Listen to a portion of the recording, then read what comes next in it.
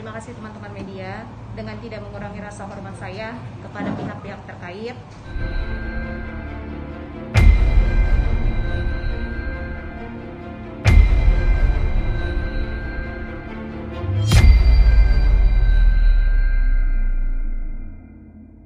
Izinkan saya untuk meluruskan semua permasalahan dalam rumah tangga saya selama ini yang menjadi konsumsi publik pastinya, dan tanpa menyudutkan pihak manapun, tanpa mencari pembelaan, dan tanpa merasa diri saya benar sepenuhnya. Oke, permasalahan ini timbul karena banyaknya kesalahpahaman awalnya. Oke, masa pernikahan saya di tahun 2018 hingga 2020. Jadi kita punya di masa pernikahan di mana saya masuk, saya harus mendoktrin anak tersebut. Kemudian emang hubungannya tidak baik dengan mantan istri, dan selama 2 tahun dia dalam pengasuhan saya. Dan oke, setiap ibu pasti berbeda cara mendidik. Yang penting saya tidak pukulin atau misalnya saya menganiaya anak orang. Kejadian kenapa proses lapor melaporkan itu terjadi? Pada awalnya saya menyelamatkan J saat mau keluar dalam mobil. Jadi ini saya menceritakan biar satu-satu terurai dengan baik hingga sampai kasus ini ada saling lapor dan lapor. Saya menyelamatkan J dari mobil saat dia mau keluar mobil. Suatu hari dia makannya lama sekali pagi mau sekolah. Jadi si bapak sempat marah. Kemudian saat saya nganterin dia ke sekolah, saya posisinya nyetir, and then dia di belakang. Saya sempat bilang seperti ini, kalau misalnya kamu makannya lama sekali, mungkin kita akan telat sekolah terus. Dan entah moodnya itu jelek, akhirnya dia mau keluar dari mobil. Secara refleks, saya tarik tangannya, dan dia sempat ngamuk-ngamuk lah di mobil. Kemudian dalam kondisi seperti itu, aku tidak membawanya ke sekolah, dan aku sudah membawanya ke rumah. Saat perjalanan ke rumah, saya sempat videokan, karena bagaimanapun saya harus memberitahukan bapak kandungnya saat itu. Kemudian akhirnya saya bawa pulang ke rumah. Saya sempat bicara dengan bapaknya bahwa jika nanti dia pulang bekerja, tolong nasihatin, karena itu kan sangat berbahaya sekali. Kemudian saat bapaknya pulang, sempat menghukum anaknya itu seperti berdiri. Oke, itu setiap orang pasti punya pola mendidik anak berbeda-beda. Akhirnya singkat cerita, besoknya saya mengantarkan ke sekolah. Kemudian saya tidak tahu sama sekali masalah lebam-lebam, dan akhirnya adalah laporan polisi yang tadinya itu tidak ditujukan sepenuhnya oleh saya. Jadi aku akan menunjukkan satu video, tapi bukan untuk mengeksploitasi anak. Jadi saya nggak tahu nanti gimana caranya. Yang pasti harus diblur lah ya.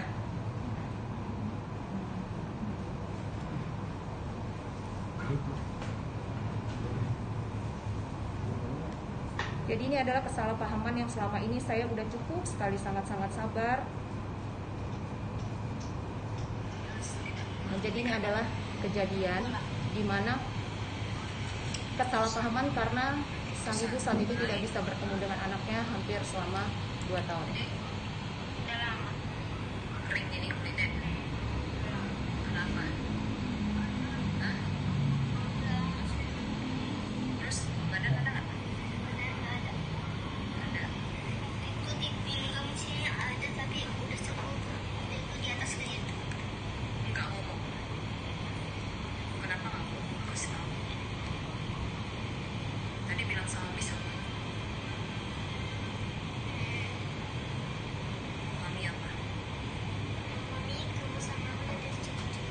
Sebenarnya mami kayak gitu.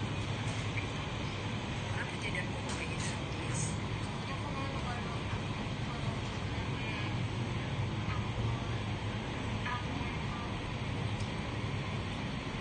Besok berani ya ketemu sama Miss? Hah?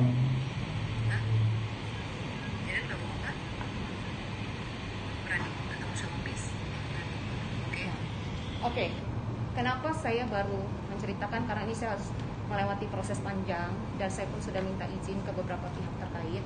Tapi sekali lagi saya tidak mau mengeksploitasi anak karena saat itu perjanjian antara damai saya dengan pihak sang ibu kandung, kita tidak lagi meng-up masalah berita ini. Oke. Di situ selesai. Saya tahu Okan adalah bapak kandungnya dan dia merasa kehilangan saat anaknya belum datang, saat anaknya belum bisa balik ke rumah. Oke, kemudian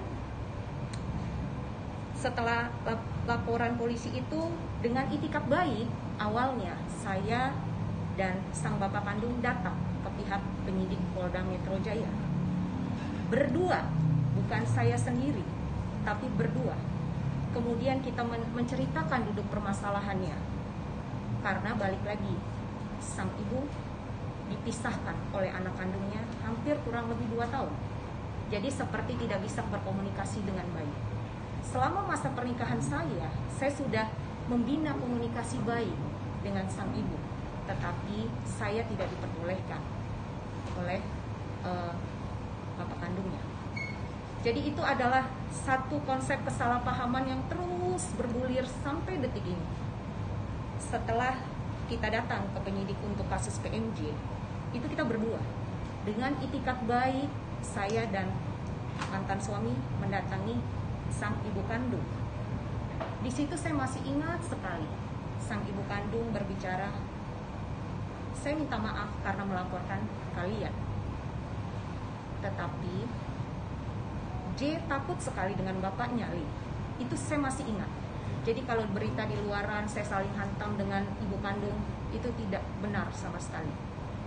Nah, kemudian bergulirnya waktu di dalam rumah, saya merasa diri saya diteror. Mungkin karena sang anak belum balik. Oke, banyak pihak yang bilang mungkin karena ada Li di dalam rumah, jadi si anak belum mau balik. Oke. Dengan berbesar hati, saya mau keluar dari dalam rumah itu. Saya meminta pihak lawyer saya untuk membuatkan surat. Karena saat itu dia mengajukan gugatan cerai. Aku minta tolong buatkan surat bahwa saya izin dengan baik-baik untuk keluar rumah.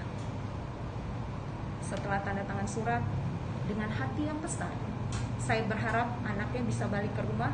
Saya keluar dari dalam rumah itu. Kemudian singkat cerita, kita saling lapor-melapor hingga akhirnya perceraian diputuskan oleh sidang. Saya sudah berdamai dengan diri saya ketika kasus PMJ, dan di ruang mediasi kita sudah sama-sama saling memaafkan. Jika saya beda dalam cara mendidik, saya rasa semua ibu pun akan berbeda. Tetapi saya tidak melakukan apa yang dituduhkan ke saya. Kenapa selama ini saya diam? Karena ada hal yang tidak bisa saya share ke media. Oke, singkat cerita, saya sudah putusan sidang. Saya sempat melaporkan Bapak O untuk kasus pencemaran nama baik. Kenapa? Karena dia berstatement di media bahwa hasil putusan sidang kita adalah penganiayaan. Tapi tidak benar sama sekali. Ini adalah hasil putusan sidang. Jadi pihak pengadilan resmi memutuskan karena kita sering cekcok karena perbedaan cara mendidik. Dan di sini pun ada bukti-bukti saksi yang dihadirkan di sidang. Oke. Saya sempat melaporkan pencemaran nama baik.